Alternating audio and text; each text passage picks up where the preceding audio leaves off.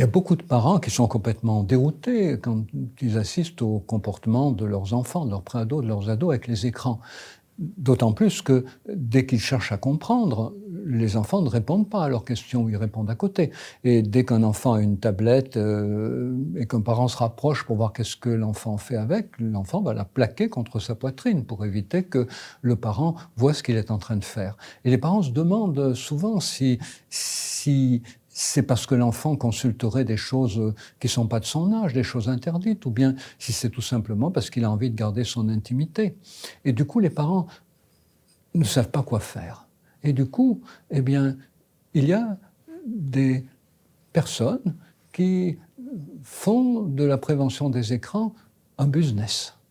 C'est-à-dire qui font monter la température, qui stressent encore plus les parents de manière à vendre encore plus de livres en disant tout va mal, vos enfants sont perdus, ils vont devenir idiots, ils vont devenir crétins, lisez mon livre et vous saurez comment faire pour les sauver de cet enfer qui s'annonce pour eux. Et donc du coup, cette surenchère rend beaucoup de parents encore plus anxieux et chacun sait bien que quand on est très anxieux, on a de la difficulté à prendre des décisions, l'anxiété finalement est contre-productive. Des parents peuvent se mettre à engueuler leur enfant et leur enfant cachera encore plus à ses parents ce qu'il est en train de faire. Donc, qui peut nous sortir de cette spirale infernale de surenchère démagogique autour des dangers des écrans ?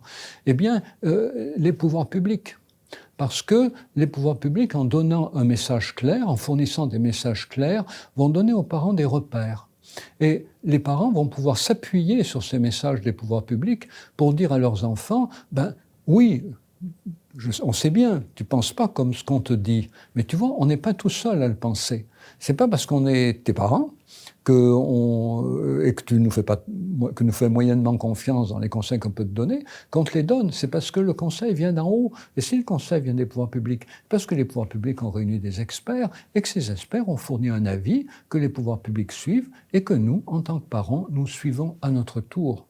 Et que tu le veuilles ou pas, on suit ces directives parce qu'elles nous semblent bien argumentées et on leur fait confiance. Voilà. Et donc, vous voyez, il n'y a que les pouvoirs publics qui puissent sortir les parents de cette spirale démagogique dans laquelle dont ils sont souvent victimes de la part de battleurs, d'ayatollahs anti-écran qui mélangent tout et qui nous promettent l'apocalypse déjà depuis quelques années.